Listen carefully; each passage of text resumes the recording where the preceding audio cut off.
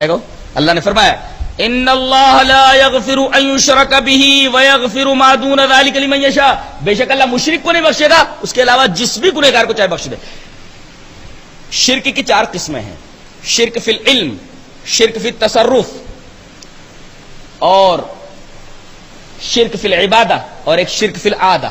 یہ 4 قسم کے شرک ہیں۔ شرک فی التصرف کا مطلب کیا ہے؟ کہ اللہ کے علاوہ اور کوئی ہے جو بگڑی بنا سکتا ہے۔ جیسے بعض مسلمانوں کا یہ عقیدہ ہے کہ باباؤں کے پاس بھی، یہ جو قبروں میں ہیں، ان کے پاس بھی پاور ہے، یا فلاں ولی کو، فلاں پیر کو یہ پاور ہے کہ وہ بنا سکے، بگاڑ سکے، نفع دے سکے، نقصان پہنچا سکے۔ اگر اس طریقے کا عقیدہ ہے تو وہ شرک فی تصرف میں مبتلا ہے۔ اور ایک ہے شرک فی العلم۔ شرک فی العلم کا مطلب کیا ہے؟ جیسے اللہ تبارک و تعالیٰ کو غیب کا علم ہے، ایسے بابا کو بھی غیب کا علم ہے، وہ بھی بتا دیتے ہیں کیا کھا کر آیا ہے، تیرے گھر میں کیا ہے، تیرے مکان میں کہاں خزانہ گڑا ہوا ہے، وغیرہ وغیرہ۔ یہ شرک فی العلم ہے، یعنی یہ عقیدہ رکھنا کہ اللہ کے علاوہ کوئی اور بھی غیب کا علم رکھتا ہے تو یہ شرک فی العلم ہے۔ کوئی بنا سکتا ہے، بگاڑ سکتا ہے، نفع یا نقصان پہنچا سکتا ہے، وہ تو شرک فی تصرف ہے۔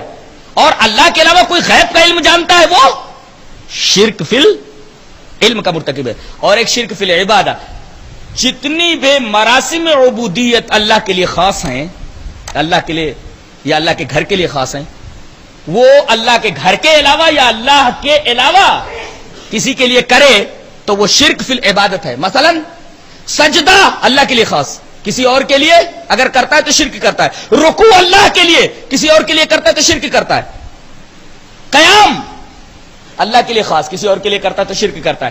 اللہ کے گھر کا صرف طواف ہونا چاہیے، اگر کسی قبر کا طواف کرتا ہے تو شرک کرتا ہے وہ، اس لیے کہ یہ طواف اللہ تبارک و تعالیٰ کے گھر کے لیے خاص ہے۔ ایسے ہی ایک ہی پتھر ہے جس کو ہم چوم سکتے ہیں محبت سے، ایک ہی پتھر ہے جس کو پیار سے ہم ہاتھ لگا سکتے ہیں،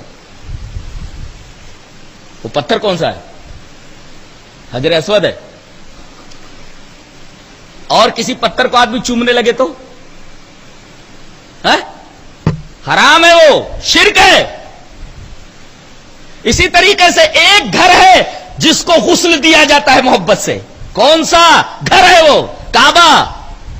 اب اگر کوئی کہے کہ قبر کو دھل کر کے اس کا جو غسالہ ہے، پانی ہے، وہ بھی تبرک کے طور پر استعمال کیا جا سکتا ہے، شرک کا مرتکب ہے وہ۔ اس لیے کہ نہلانا کسی گھر کو اللہ کے گھر کے علاوہ جائز نہیں ہے۔ طواف اللہ کے گھر کے علاوہ کسی اور جگہ کا جائز نہیں ہے۔ بوسہ دینا حجر اسود کے علاوہ کسی پتھر کو جائز نہیں ہے۔ محبت سے کسی اور پتھر کو چھونا حجر اسود کے علاوہ جائز نہیں ہے۔ آپ ایک سوال یہاں کر سکتے ہیں کہ آخر وہ پتھر کائے کو وہاں رکھا ہوا ہے کہ لوگ اعتراض کریں کہ مسلمان بھی پتھر پوجتا ہے، کائے کو رکھا ہوا ہے؟ وہ سوال کر سکتے ہیں آپ نا؟ اس کا جواب بڑا پیارا دے رہا ہوں، تو لے کر کے جاؤ۔ دیکھو، ہر زمانے میں عہد و پیمان کے کچھ طریقے ہوا کرتے تھے۔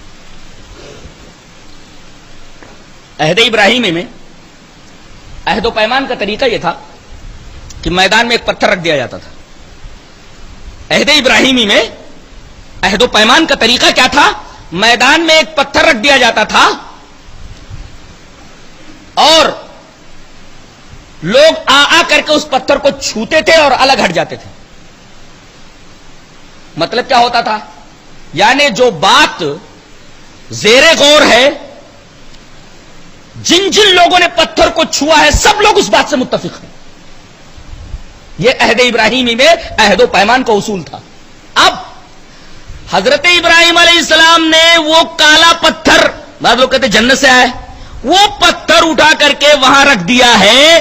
اس کا ایک مقصد تو یہ ہے کہ بھئی آپ کو 7 چکر لگانا ہے، کوئی پوائنٹ ہونا چاہیے نا جہاں سے آپ چکر شروع کریں اور جہاں چکر ختم ہو۔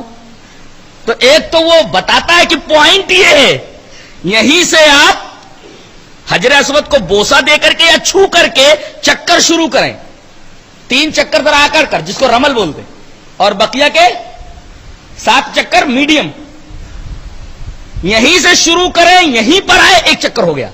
پھر یہاں سے چلے یہاں آئے دوسرا چکر ہو گیا, یہاں سے چلے پھر یہیں آ گئے تیسرا چکر. ایسے ہی ایک تو یہ پوائنٹ ہے کہ یہیں سے چکر شروع ہوتا ہے, یہیں آ جاؤ تو ایک چکر پورا ہو گیا. ایک مقصد تو اس کا یہ ہے وہاں رکھنے کا, اس وجہ سے وہاں رکھا ہوا. اور دوسرا مقصد عہد ابراہیمی میں وہ جو طریقہ تھا عہد و پیمان کا, اس کو بھی قائم رکھا گیا, اس لیے کہ اس گھر کو بنانے والا کون؟ اللہ کا خلیل حضرت ابراہیم علیہ السلام, کہ انہوں نے وہ پتھر رکھ دیا ہے عہد و پیمان کے لیے, کہ جیسے کوئی عہد و پیمان کیا جانا ہوتا تھا تو پتھر میدان میں رکھ دیا جاتا تھا, جو اس پر ہاتھ رکھتا تھا وہ اس بات سے متفق ہوتا تھا. حضرت ابراہیم نے وہ پتھر وہاں رکھ دیا کہ دنیا کے جن جن لوگوں کو توحید سے محبت ہو وہ آ کر کے ذرا اس پتھر کے اوپر اپنے ہاتھ رکھتے جائے, تاکہ گواہی بن جائے عہد و پیمان کا جو اصول میں نے بنایا تھا, عہد و پیمان کا جو طریقہ تھا وہ یہاں ظاہر ہو جائے کہ جو آدمی اس پتھر کے اوپر ہاتھ لگائے گا وہ یہ بتا رہا ہے, ظاہر کر رہا ہے کہ میں موحد ہوں اور جان دے دوں گا مگر توحید کو نہیں چھوڑوں گا, یہ تجھ سے عہد کر رہا ہوں میں. اس وجہ سے وہ پتھر رکھا ہوا ہے. تو یہ جو دو بنیادی وجہیں ہیں یہ تو ہمارے سامنے ہی ہے, اس وجہ سے وہ پتھر رکھا ہوا, اس کا رکھا جانا وہاں ضروری ہے.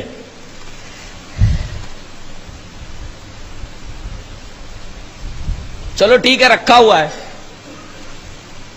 چھو رہے ہو وہ بھی سمجھ میں آ رہا ہے کہ عہد و پیمان کر رہے ہو, چوم کیوں رہے ہو بھائی یہ بھی تو سمجھ میں آنا چاہیے. چھو رہے ہو عہد و پیمان کر رہے ہو, ٹھیک ہے وہ طریقہ تھا کہ چھو لیا آپ نے تو عہد و پیمان کر لیا آپ نے, تو چھونا تو سمجھ میں آتا ہے یا چومنا سمجھ میں آتا ہے؟ ٹچنگ تو سمجھ میں آ رہی ہے, کسنگ سمجھ میں نہیں آ رہی. ٹچنگ تو سمجھ میں آ رہی ہے کہ آپ نے چھو لیا تو عہد و پیمان کر لیا. یہ بوسا کیوں دے رہے ہو؟ اس وجہ سے بوسا دے رہے ہیں ہم, اس لیے کہ اسے اللہ کے خلیل نے اپنے ہاتھوں سے چھوا ہے, اور جہاں انہوں نے ہاتھ رکھ دیا بوسا دینا ضروری ہے وہاں محبت میں, کہ ایک اللہ کے موحد نے جس نے اپنی پوری زندگی اللہ کے لیے وقف کر دی تھی, اپنے بیٹے تک کو ذبح کرنے کے لیے تیار ہو گیا تھا, اس نے اس پتھر کو ہاتھ لگایا. چومو ذرا اس پتھر کو, اس لیے کہ اللہ کے خلیل کا ہاتھ اس سے لگا ہے, اس وجہ سے چوما جاتا ہے, ورنہ چومنا بھی ضروری نہیں ہے. اگر موقع ملے تو چوم لو اور نہیں تو صرف ہاتھ اٹھا دو, عہد و پیمان ہو گیا. اللہ کے خلیل کا ہاتھ لگا اس وجہ سے چوما جاتا ہے, باقی اور کچھ نہیں اس پتھر میں. اور ہم اسے پرارتھنا تھوڑی کرتے ہیں, بت پرست کیا کرتے ہیں اپنے بتوں سے پرارتھنا کرتے ہیں ان کا نام لے کر کے. ہم لوگ تھوڑی بولتے اے کعبہ ہماری مدد کر, ایسا بولتے کیا؟ اے حجر اسود میری مدد کر, ایسا بولتے کیا؟ اس کا مطلب یہ ہوا کہ ہم اسے پرارتھنا نہیں کرتے. شاعر میں سے ایک شاعر ہے, اس کی تعظیم ہم کرتے ہیں, اس سے محبت کرتے ہیں.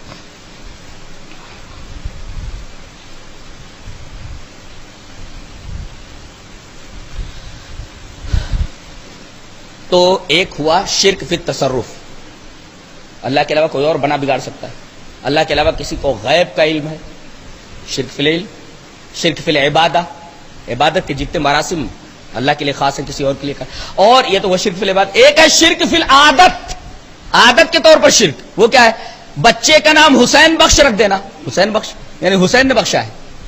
پیر بخش, پیر نے بخش دیا ہے, یہ ایسے نام رکھنا یہ شرک فی العادہ ہے. دائنے ہاتھ کی ہتھیلی کھجلا رہی ہے, کچھ نوٹ آنے والا ہے, بائیں ہاتھ کی ہتھیلی کھجلا رہی ہے, نوٹ جانے والا ہے.